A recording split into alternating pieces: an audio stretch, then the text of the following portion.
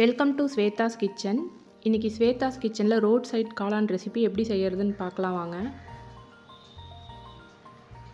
Mushroom வாங்கி 1 டே ஆகிடுச்சு. சரி கிரேவி தான் பண்ணலாம் மதியம்னு பார்த்தா ஈவினிங் போல் ரோட் சைட் காளான் தான் கேட்டிருந்தாங்க பசங்க.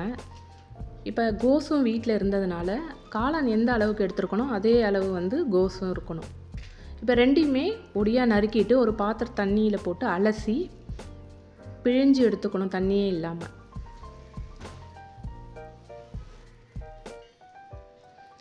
இதுக்கு 2 கப்பு மைதா எடுத்திருக்கேன். இந்த 2 கப்புக்கு கால் கப்பு கார்ன்ஃப்ளவர் எடுக்கணும். என்கிட்ட கார்ன்ஃப்ளவர் காலி ஆகிடுச்சு. 2 ஸ்பூன் தான் இருந்தது. சரி அதையே சேர்த்துக்கிட்டேன்.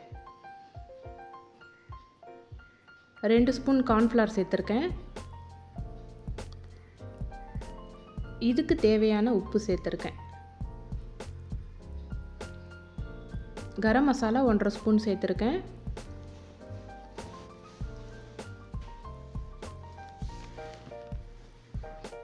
காஷ்மீரி சில்லி 1 ஸ்பூன் சேர்த்துருக்கேன் கலருக்காக.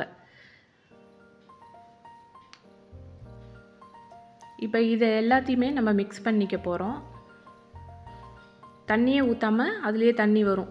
கோஸ்லேருந்தும் மஷ்ரூம்லேருந்தும் எப்படியும் தண்ணி வரும். அதுலேயே நல்லா மிக்ஸ் பண்ணிக்க போகிறோம். நல்லா போண்டா போடுற அளவுக்கு மிக்ஸ் பண்ணிக்கணும். தண்ணி அப்போ தேவைப்பட்டதுன்னா கொஞ்சமாக சேர்த்துக்கலாம். தண்ணியும் சேர்க்கக்கூடாது. இதுலேயே கரெக்டாகிடும் நமக்கு. இப்போ பாருங்கள், இந்த மாதிரி மிக்ஸ் பண்ணி வச்சுக்கணும். இப்போ ஒரு கடாயில் எண்ணெய் காஞ்சதும் கொஞ்சம் போண்டா ஷேப்புக்கு நம்ம போட்டு பொரித்து எடுத்து வச்சுக்க போகிறோம். பக்கத்துலேயே நான் 2 தக்காளி பெரிய தக்காளியாக எடுத்து 2 தக்காளியை வேக வச்சு வச்சுருக்கேன். அந்த தக்காளி தண்ணியெல்லாம் இழுத்துட்டு தோலெல்லாம் ரிமூவ் பண்ணிவிட்டு மிக்சியில் தனியாக அடித்து வச்சுக்கணும். அதை இப்போ இது நல்லா வெந்துருச்சு. இதை தனியாக ஒரு பிளேட்டில் எடுத்துக்கணும். இதே மாதிரியே இன்னும் கொஞ்சம் இருக்குது, அதையும் போட்டு எடுத்து வச்சுக்கிட்டேன். இப்போ இன்னொரு பேனில் கொஞ்சம் எண்ணெய் சேர்த்து எண்ணெய் காஞ்சதும்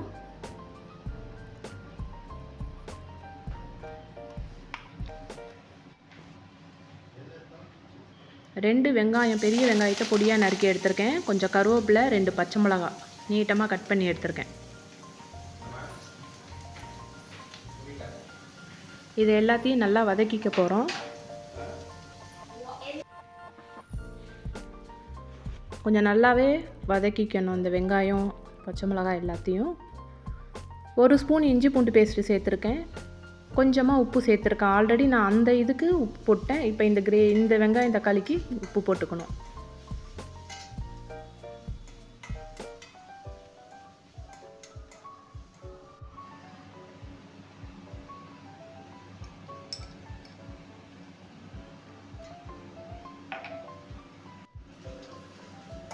இப்போ இது எல்லாத்தையுமே மிக்ஸ் பண்ணிவிட்டு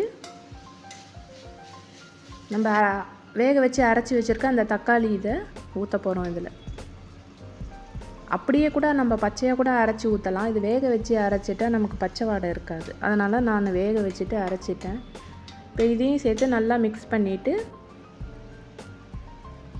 கரம் மசாலா 1 ஸ்பூன் போட்டிருக்கேன்.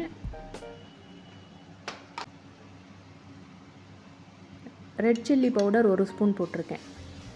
ஆல்ரெடி காஷ்மீரி சில்லி கலருக்காக கொடுத்துருக்கோம். இது ரெட் சில்லி. தனியாத்தூள் அது ஒரு 1/4 ஸ்பூன் சேர்த்துருக்கேன்.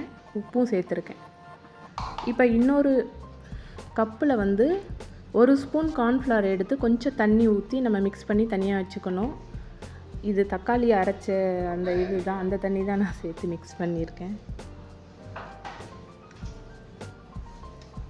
இந்த கார்ன்ஃப்ளவரை தண்ணி ஊற்றி நம்ம மிக்ஸ் பண்ணி தனியாக வச்சுக்கணும். இதெல்லாம் நல்லா வதங்கினதும் இந்த கரைச்சி வச்சுருக்க அந்த கார்ன்ஃப்ளவர் தண்ணியையும் ஊற்றி நமக்கு இன்னும் கொஞ்சம் தண்ணி வேணும்னாலும் ஊற்றிக்கலாம். கார்ன்ஃப்ளவர் சேர்த்ததுனால கொஞ்சம் இறுக்கமாக ஆகிடும். இப்போ இந்த கோஸ் மஷ்ரூம் எல்லாம் நம்ம பொரிச்சு எடுத்துருக்கிறத பெருசாக இருக்கிறதெல்லாம் 2 பிச்சு வச்சுக்கணும். ஓரளவு நம்ம பிச்சு வச்சுக்கணும். இப்போ இந்த இதில் இந்த கிரேவியில் இந்த மஷ்ரூமையும் இந்த கோஸ் இதையும் போட்டு மிக்ஸ் பண்ணணும். இந்த நேரத்தில் அடி பிடிக்கும். கார்ன்ஃப்ளவர் சேர்த்துருக்கிறதுனால நம்ம மீடியம் ஃப்ளேம் ஆக்கிக்கணும். நல்லா கிளறி விட்டுட்டே இருக்கணும். இப்போ ரோட் சைட்லலாம் வந்து சுண்டல் தண்ணி இருக்கும், அதை ஊற்றி கொடுப்பாங்க. நம்ம வந்து வீட்டில் எதுவும் ஊற்ற முடியாதனால அடி பிடிக்கும். அதையே மிக்ஸ் பண்ணிக்கிட்டே இருந்தோன்னா நமக்கு ரோட் சைட் காளான் ரெடி. இப்போ இது மேலே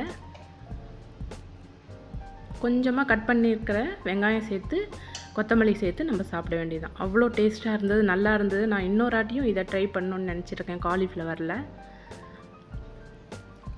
கண்டிப்பாக ட்ரை பண்ணி பாருங்கள். நானும் இந்த வாட்டி ஃபர்ஸ்ட் டைம் தான் இதை ட்ரை பண்ணேன். அவ்வளோ நல்லா இருந்தது டேஸ்ட்.